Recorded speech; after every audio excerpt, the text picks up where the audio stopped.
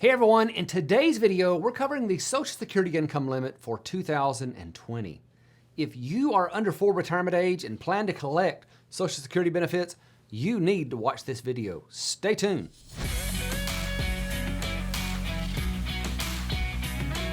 Hey, I'm Devin, and this channel is all about making Social Security easy to understand. If you are new here, be sure to hit that subscribe button and click that notifications bell. I make a new video every time I think there's something you should know about Social Security, and if you don't subscribe, you'll never know when those videos are released. So the earnings limit is something that we talk about a lot on this channel and on my blog, which you can find at socialsecurityintelligence.com. But despite this topic being something that we regularly discuss, I still think it's really important that we dedicate a video to this topic every year when the new changes to the limits are released. Usually, I've learned something new that I want to share with you anyway. Now, during the course of this video, you may hear me refer to this as the income limit or the earnings limit as well. Those are the terms that are typically used by the public, but the Social Security Administration generally just uses the term earnings test. Now, just know, all of that means the same thing, and be sure to stay to the end of this where I'm going to answer some of the most frequently asked questions about this income limit. The first thing to know is that the earnings limit only applies if you are under full retirement age. Once you reach your full retirement age, you can earn $1 bazillion and continue to receive your full Social Security benefit. So it's important to know when your full retirement age actually is, because if that's the point where you can receive a full benefit, it's kind of critical. But those ages right now are in a stage of transition. For anyone born between 1943 and 1954, the full retirement age is 66. For 1955 through 1959, it increases by 2 months per year. So, for example, in 1955, it's 66 and 2 months. For 1956, it's 66 and 4 months, and so on. And then for those born in 1960 or later, the full retirement age is set at 67. And now on to the dollar amount of the 2020 income limits. If you make more than $18,240, the Social Security Administration will withhold $1 in benefits for every $2 that you exceed that limit. The one exception is during the calendar year you attain full retirement age. During that period, the earnings limit nearly triples to $48,600, and the withholding amount is not as steep either. For every $3 over the limit, they'll withhold $1 in benefits. And at your full retirement age, remember, no income limit. Now, that's the numbers for 2020. Just understand, you can't make your long-term retirement plan based on that, because those numbers do increase on an annual basis, and you need to keep up with those changes on a year-to-year basis so you can plan accordingly. Now, if you want to make it easy, you could just subscribe to my channel, because we do updates for those numbers as we see those occurring. So that's the basics of how it works. Now let's hit some questions that I get asked all the time. First, what counts as income? Thankfully, the Social Security Administration makes it easy to understand what's counted for most of the types of income that's normally received. First, we can look at the income that does not count. That's pension payments, most annuity payments, IRA and retirement account distributions, dividends, interest income, and capital gains. As the law is currently written, you can receive an unlimited amount of income from those sources and still receive your Social Security benefit. The income that does count in the earnings limit is employment income, and that's gross wages if you're an employee, and net earnings from self-employment. So this nice little concise list takes care of 95% of all the different income types that exist, but just know there are numerous other types of income that can cause a lot of confusion. But I covered this in my video, the Social Security income limit, what counts as income, and just check that out for figuring out some of the more oddball payments that can come in. And I'll link that up in the description. Should you self-report earnings if you are in excess of the limit? Yes, please do. If you wait on the Social Security Administration to catch the excessive earnings, and they do, they always will catch these. It may take them a few months or a few years, but they will catch it, and then you'll get an overpayment notice. Now, this notice is typically so convoluted that no one can make sense from what it says. The one part that's usually very clear in these notices, though, is that if you don't respond, they'll stop your benefits until they collect what they think you owe them. So don't risk getting one of these. If your earnings are going to exceed the earnings limit, tell the Social Security Administration beforehand and get them to stop your benefit. So what happens to lost benefits? Well, if a benefit payment gets stopped because you make too much, your benefit is not permanently reduced. The Social Security Administration refers to this as the adjustment to the reduction factor, or the ARF. Here's how it works. Let's say that your full retirement age is 67.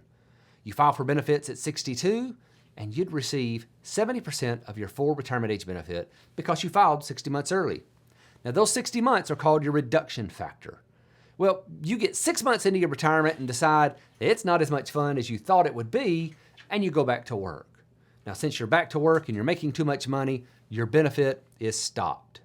Now, at your full retirement age, the Social Security Administration will look back and see that you only received 6 early payments instead of the 60 they based your benefit amount on. Then they'll perform the adjustment to the reduction factor and adjust your payments accordingly. When your payments start back up, they'll only be discounted as if you filed 6 months early instead of 60 months early. How will they withhold payments? Well, if your benefits are reduced because of the Social Security earnings test, the administration doesn't withhold money from each of your checks in a proportional manner. Instead, they'll withhold all of your benefit payments until the entire estimated withholding amount is met. So for example, let's assume that you file for Social Security benefits and you're going to be under the full retirement age for all of 2020. The benefit amount that you expect to receive every month is $2,000. If you go back to work and you tell the Social Security Administration that, hey, I expect to receive $30,000 in 2020, well, they'll do the calculation and see that you're $11,760 over the applicable earnings test limit. That means that $5,880 of your benefits will be withheld in 2020. So your January, February, and March benefit payments will be withheld. Then from April to December, you'd receive your normal $2,000 monthly benefit. Now, $6,000 was withheld, but that was more than the total amount of your withholding. So there's $120 in excess withholding amount, and that'll be repaid to you at the close of the taxable year. In this case, that would be sometime in 2021. Will the income limit affect spousal or children's benefits? Yes.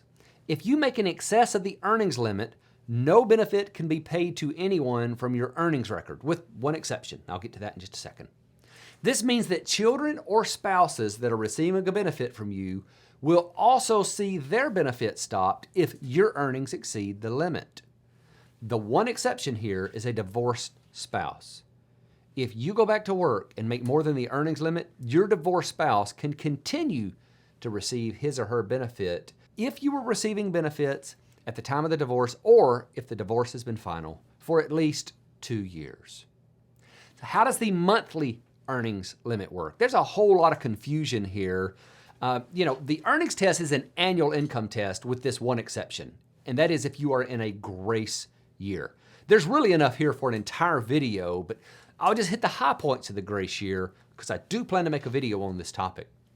This grace year normally occurs in the first year of your retirement, and it's meant to offer you some protection against retiring mid-year if you've already had earnings in excess of the earnings limit. If you take the annual test and divide by 12, that's the amount you're allowed to earn on a monthly basis.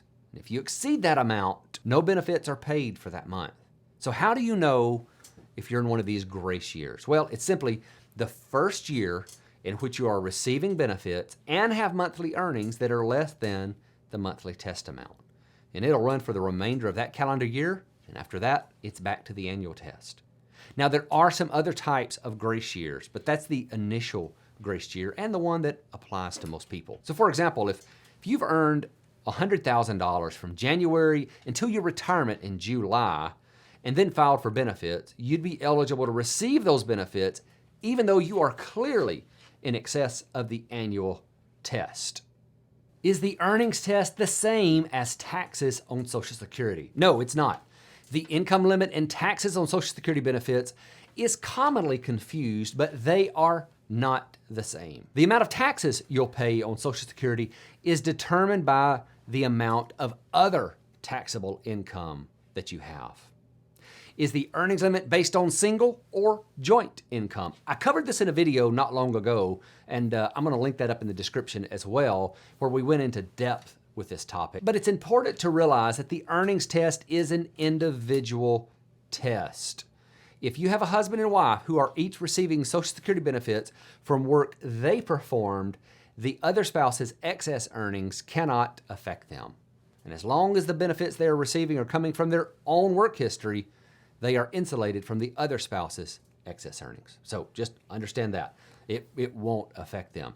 But it can get a little tricky, so I do encourage you to watch that video that I have out there.